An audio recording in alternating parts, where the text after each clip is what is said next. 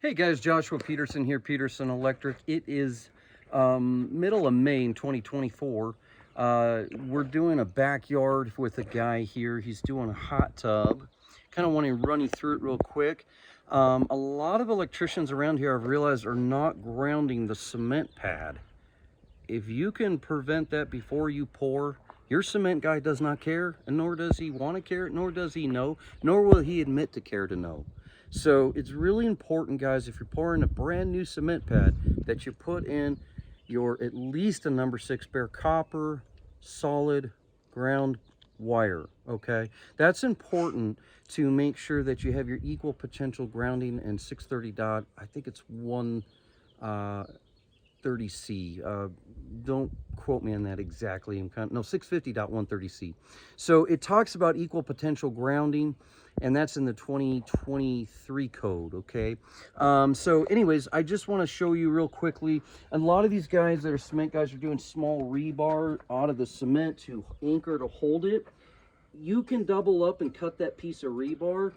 But then over here, I asked them, since I can never be here at the same time the cement guy pours, I did ask him, don't put your mesh down. He's doing mesh before I do my dirt work. I have a lot of dirt work, so the customer's gonna bond that for me, or the cement guy. I talked to him.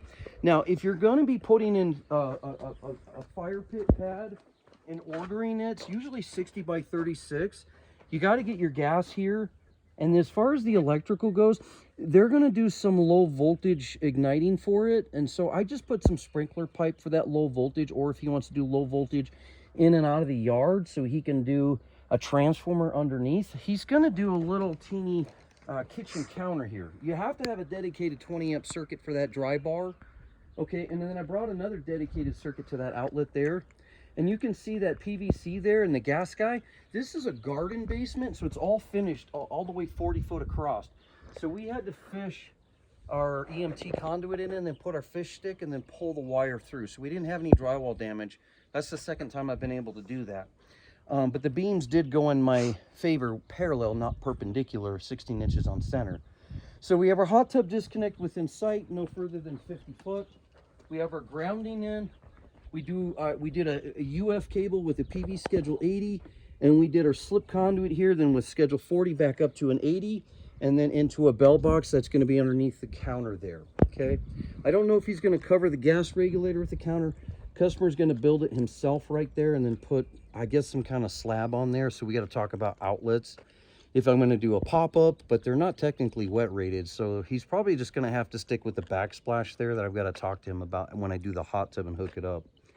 So keep in mind, what we're going to do is the transformer out of the outside here, that it has a timer on it and a photo eye, and then that low voltage can push straight out through the concrete to the back rocks. So and if he has an igniter keychain he wants to buy, he'll be able to do that too. So there's a lot of planning there. These types of jobs are like 5-6 trips just to get out here and get that done. Keep in mind when you're doing this type of work to have it all pre-planned ahead, and also the position of your hot tub. But yeah, if you have any questions on that, feel free to give us a call. Thanks a lot.